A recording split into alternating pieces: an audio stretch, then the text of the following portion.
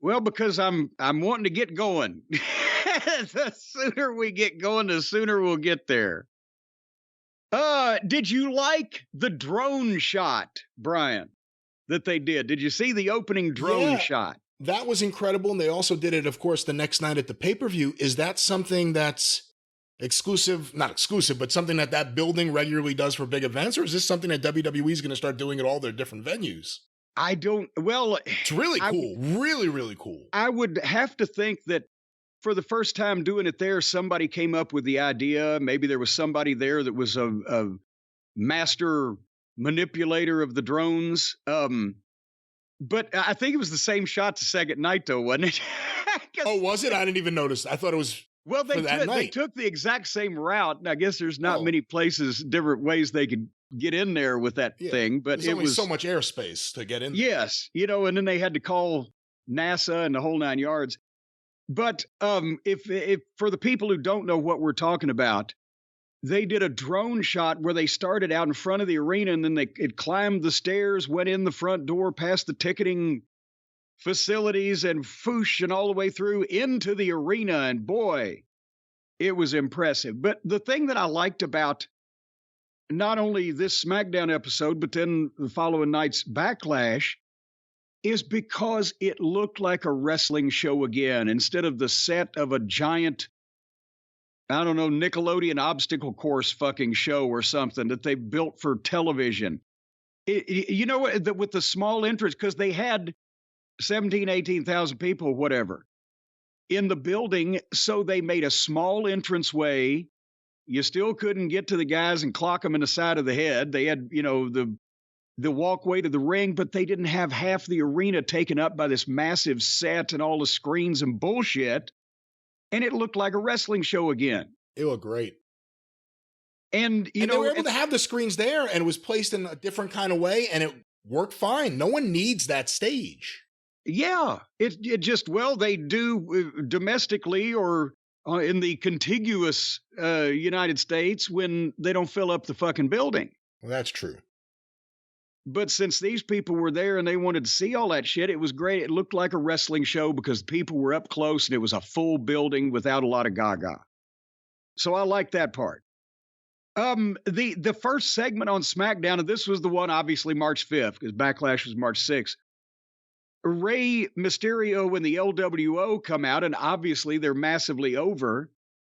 And they do a promo, and Rey Mysterio was killing it. Because the people were popping like crazy, like it was fucking Eddie Murphy or Richard Pryor or somebody in there, but it was all in Spanish, so I have no fucking clue. Basically, Ray did the promo and Zelina was going to talk, but then the Judgment Day came out and had the face off. And every time Dominic tried to talk, that's another story. They really picked up on it. It's feeding itself on television when the people are booing Dom out of the building every time he tries to speak. It's happening in house shows too. Well, yeah, because they see it on TV. And now, so it's feeding on itself, and now it's like a fun thing to do, like singing that interminable, or whatever Rollins' tune is. Did you know Chris Jericho invented fan singing? I heard that. They were trying to drown his records out, from what I understand, at the top of their lungs. But anyway, like I said, it was mostly in Spanish, so I can't, but it sounded like the people were loving it. The crowd reaction was the story, really. Yeah. For us that really didn't even understand what they were saying, you could tell just the energy of that crowd made it so that you could watch. And then basically, Rhea challenged Rey Mysterio, said, instead of Rey and Dominic, how about me? But then Zelina got in her face, and then Dominic made a challenge kind of for a mixed tag. What about both? It was implied. And then Rhea said, okay. And then the announcers said, well, maybe Adam Pearce will make that. And then Dominic, the heels start to leave the ring, and Dominic doubles back real quick and slaps Rey in the face and then fucking slides out like a little shit disturber. He's great. He's become great. We'll see how it works as he gets older. But right now, at his age, the way he's behaving, the reaction he's getting, he's perfect in his role. He's the Hispanic Buddy Landell in Mid-South Wrestling. Anyway, So that was a high point on the program, but now we got to come back to reality. So Gallows and Anderson are back. The OC, does anybody understand what the OC is? The original club? Orange County. Well, yeah, I mean, that's what you would think. If you see those initials or hear that, couldn't they have used the time that they were away or they've been off or whatever to come up with a new, fresh gimmick, a good look, coat of paint on these guys? So coat of paint. Well, you know what I'm saying? How about the invisible tag team? And we don't see them. Oh, come on. No, they're not good. Hey, they're not as crummy as some we have to look at if they just get a new coat of paint. They've had so many coats of paint. I'm talking about drop the OC and another tag team name. And maybe, I don't know, just another name. Well, they were the Good Brothers, but I guess they can't use that in WWE because WWE doesn't own it. Well, besides that, the Good Brother, unless their name was fucking Renee Moxley Good, unless their name was Good. Yeah, why is it on Moxley's team, the Good Brothers? But that's the thing is, unless their name was actually, their last name was Good, the Good Brothers, then the Good Brothers doesn't really sound like a fearsome fucking giant heel tag team. Anyway, they wrestled the Vikings with Valhalla, and they went 90 seconds to the break. And son of a gun, I forgot to watch the rest of it. AJ on commentary. That may be why I forgot to watch the rest. So then they explained and we're just going to skip through this and get to Backlash because I know everybody's waiting. They explained the tournament that they're having on Raw and SmackDown. We've talked about that earlier in the program, but they didn't mention 2 triple threats and a single. They just mentioned the tournament beginning, and it's basically going to happen on Raw and SmackDown and the finals on May 27th. So they're getting a 5-day period out of this tournament with the finals on the show in Saudi Arabia. And then here came Bianca, and she skipped and twirled and smiled and did an in-ring promo. She's even happier, I think, than Liv and Raquel. There's so much happiness until Bayley and Kai and Sky showed up, and you'll never guess what happened. Well, Brian, I know you know, but for the people who didn't have to watch this thing, all 3 of the heels beat up Bianca until music played, and Liv and Raquel came out, and then they beat the heels up and ran them off. I've never seen anything like that before. You know what? On this night, it's all excusable. Anything that happened got a major pop. The simplest things got huge pops. I'm all for it. Yeah, well, again, virgin crowd is what they used to call it when you'd open up a new town that had been dark for a while. I think they said the next night at Backlash, it was the first, well, did they use the term premium live? The first big show in 18 years in Puerto Rico. It's interesting, though, just in the last few months between this and the Montreal show with Sammy, because, again, it wasn't just that match. That crowd was on fire the whole night. We're seeing some real interesting local flavor, I guess, for the first time in a long time on WWE programming when it comes to these shows where every show looks the same. They're not all looking the same and feeling the same right now. Yeah, and they can't get around it that if they go to Puerto Rico, the natives of the island on the roster are going to be over like crazy. Same thing in Montreal. So at least instead of ignoring it, they have played up to it and tried to make something out of it, and it's obviously working. But anyway, Cross and Scarlett, are these promos just tickling you at all? No, actually, I kind of don't like it. They're trying to act so spooky, and he's trying to be so dramatic with his delivery, and he's trying to make mean faces, and with that fuzzy little head of hair, but there's nothing being said here. It's like the House of Black, that they think that they're so spooky, and they write this stuff for themselves. Well, Cross has somebody else writing it for him, but it still doesn't make any sense. And of course, we're teasing the Usos and Solo having heat with each other. We'll get to that later on. Did you love that? God, I don't know, was it 30, 45-minute classic between the Street Sweepers and Marcel Marceau and Leonardo da Vinci of Imperium? I did skip this match and I started thinking about it because I love tag team wrestling. And the Street Profits are pretty good. Like, all things considered, for the modern times, they're okay. The guys in Imperium, same thing. So I'm like, why do I have no desire to watch this match? It's because of the way tag teams are used there. Yeah. It's because the division itself is a joke. Everyone acts like children. This is the same division, I guess, of, as you call them, Shush Boy and Otis, doing their comedy skits. The same division of the Vikings and all these things. So I didn't watch this match, and I kind of feel bad about it, but... Well, you shouldn't, and I'll tell you why. Oh, okay. Because it didn't last 2 minutes, bell to bell. Really? They beat them. The Imperium guys, they started an immediate four-way. They did as many spots as they could do, and about 2 minutes later, Street Sweepers won, and that was it. They didn't even go to a break. So thank y'all for coming. And that's their debut on SmackDown and Imperium's last match on SmackDown. Well, they could have at least made it a little bit more memorable. I know who's supposed to be doing the job, but my God, they still got beat on national television in 2 minutes like a couple of flunkies. Anyway, the top of the 9 o'clock hour by Cracky doesn't disappoint in WWE land. The Cody and Brock history package and the Cody live in-ring promo. And the people love him. They wanted to see that entrance. This is supposedly his last time on SmackDown before he goes to Raw, where he will then be probably one of the people competing against SmackDown talent for a fucking title that's supposed to be exclusive to Raw, et cetera, et cetera. But anyway, I think he said, what do you guys want to talk about in Spanish? Is that the impression you got? Sí. Well, thank you. Have you ever met my sister? Sue? See. She sews. Anyway. So we did he did the promo on Brock. Oh, so you've been helping Cody. I understand that. Well, I've been feeding him something. We've been workshopping a little bit.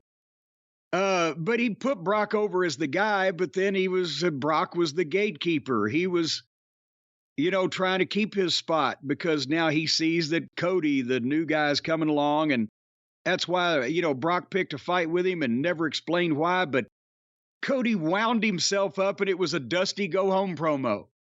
And he's talking about beating the hell and an explanation out of Brock Lesnar tomorrow night. And I wrote at this point, he pretty much promised to beat Brock and he fucking better. But this was the Dusty promo. He was firing them up. It's Puerto Rico. They've got a great wrestling history anyway, and they like to see the emotion from the baby faces. That's why, Carlos Colon was not Ricky Steamboat in the ring, but he had emotion and that fire, and all the baby faces in Puerto Rico that have ever been over had fire. That's what they like. So what'd you think here? Really good promo, fantastic end to the promo, fantastic energy. In AEW, Cody tended to at times do kind of what he did for a few moments here. Every promo Cody does here, I always have a few seconds of being worried because he starts talking in such a practiced way and he starts saying things that normal people wouldn't say in ways normal people, there's some of that. But in AEW, it's kind of like he wouldn't switch off that gear. Here, you get that, and then it gets to the shit. Yeah. And by the end of this thing, he was so fired up that I was fired up. Fantastic end of this promo, really good promo, and everyone ate it up there in the house. Well, then, in that case, I know you're a big fan of Shaky Nakamura. Did the house watch Shaky Nakamura against Karrion Kross? The house? Your house. My house? Yeah, you said they loved it in the house. I thought you meant your house. You mean the arena? I meant the arena, but in this house, I did watch the Nakamura match. Okay, and I did too. Because you know what? The crowd, again, I kind of wanted to watch more of the show as opposed to less of the show because of the crowd.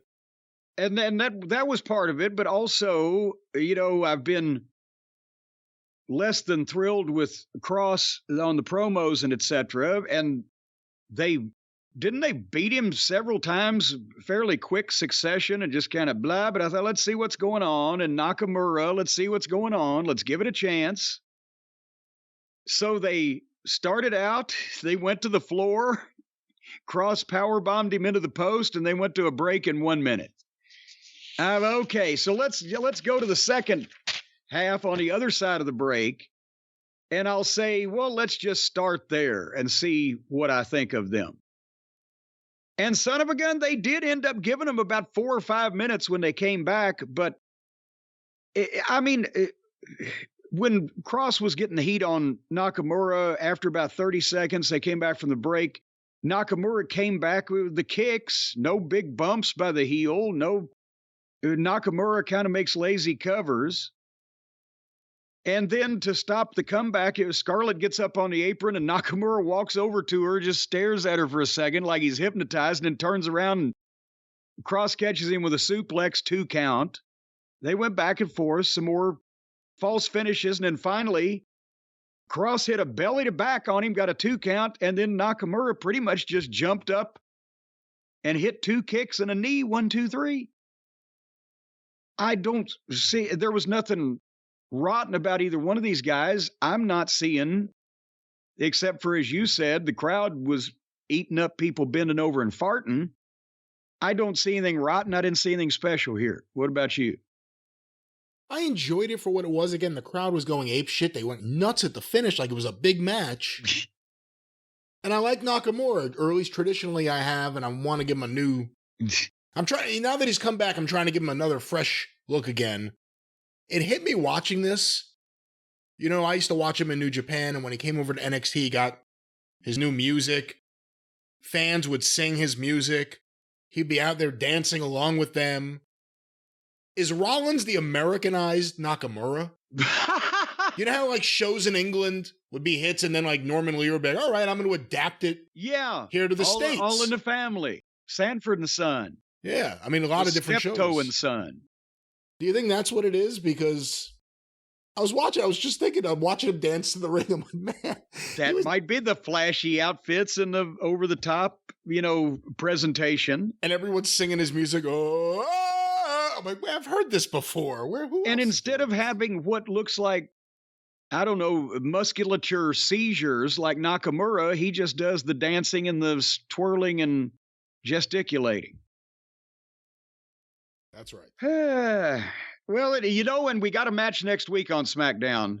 You got to look out for Baron Corbin and Cameron Grimes. Corbin and Grimes were in the back doing really bad scripted shit that nobody would ever say, really. Grimes' debut on this show. Yes. He shows up just, hey, thanks for the I'm glad to be here, Adam Pearce. And then Corbin's, oh, well, who are you? So big things in Cameron Grimes' future with a debut like that, but at least he'll beat Baron Corbin. He's the one on the roster that hadn't beaten Baron Corbin yet. Guy used to be dressed like a roadie for Leonard Skinner. He comes out there looking like he's trying to impress your daughter or something. And the problem is, the more hair they take off Cameron Grimes, the more interest they take off of him. But anyway, it's time now for our SmackDown main event. Now that the Bloodline story has cooled off somewhat, they're actually having matches for the main event these days. But it was Rey Mysterio and Zelina Vega in a mixed tag against Rhea Ripley and Dominic. And again, with that crowd and these people, this was going to be fucking good.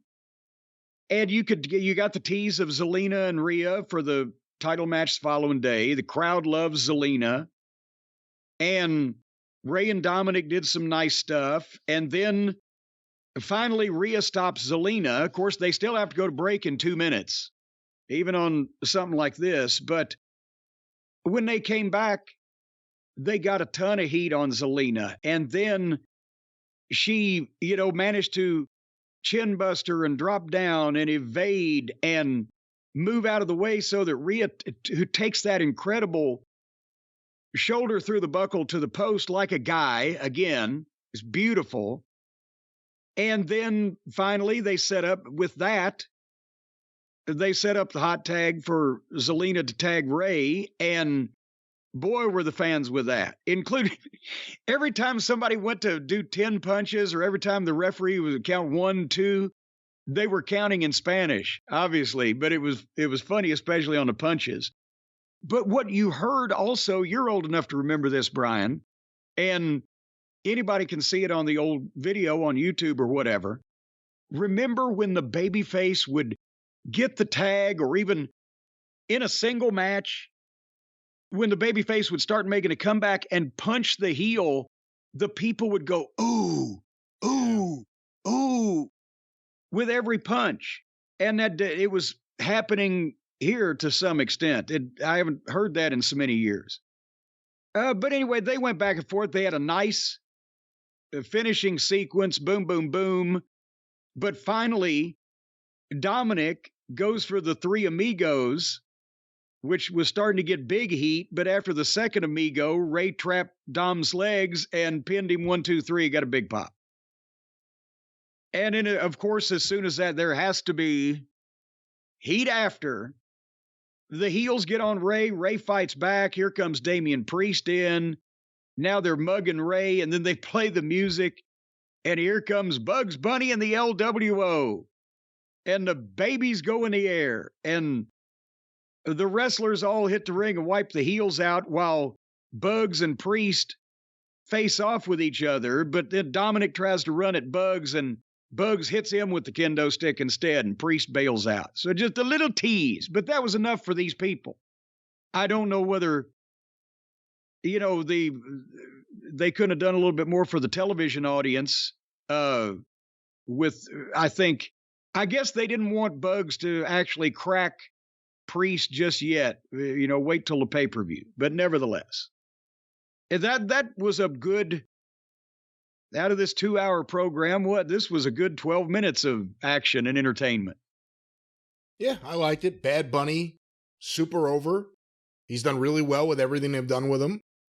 Treats everything respectful. So I've really liked his involvement with this, all things considered. I'm not really digging the whole LWO thing. I know I'm maybe the only one, but I like this match. There's so many of them. The babyface group tends to outnumber the heel group. Here's the thing about the LWO right now. Rey Mysterio, Zelina Vega, even Santos Escobar. That's one thing. The other two guys have not been like defined in any way, other than like they're Escobar's friends who used to wear suits with him. Like that's the thing. It just feels like there's two extra guys. They're throwing punches with everyone. They're doing stuff with everyone. What are their names? Like that's the thing. I think for the LWO to mean anything now, they have to do a little bit more to establish who those other guys are as opposed to just two other guys in the pack. The problem is, when you look at it, the WWE is full of two guys that are in the pack. Gunther has two guys in his pack. Escobar has two guys in his pack. But Escobar's guys don't get actually, the Usos were two guys in Roman's pack. And I would argue every one of those examples you gave, you're right, but they all have gotten either mic time or have been better used and defined on that show than Escobar's friends. Oh, yeah, I agree with that. I'm trying to think of their names. I can't remember their names. I keep calling them his friends. I don't know their names. God damn it, for real, I can't either. It's the one that used to be, what was it, DJ? Joaquin. Zima Ion? Joaquin Wild. Looks like Max Caster. I don't know if that's his name now, though. I don't know. But the point is, I agree with you that the other guys have been used better, but still it comes down to, that's why a lot of the tag teams and tag division is not taken seriously, because these guys are generally in the hunt, but when they face a top singles star, they get, wiped out 1 against 2. And it just, there's no parity of talent level. And then the Vikings, they get beaten like 2 minutes every time they go out there. And they're fucking 500 pounds apiece or whatever. Well, that's what I'm saying about the tag team division, what I was saying earlier. How are you supposed to take it seriously? The Vikings are in it. They never win a match. Like, sometimes they just appear in the middle of a match to run in or something. You're like, oh, man. Like, what? Why now? There's too much of that. You need serious tag teams for a serious tag team division. Well, that was Smackdown. What an exciting event it was to go home show for Backlash. Do you hear the sarcasm in my voice at this point? I hear your sarcasm. I'll let Sergeant McCoy know. All right, we'll note that down on my record so he can put it in the file.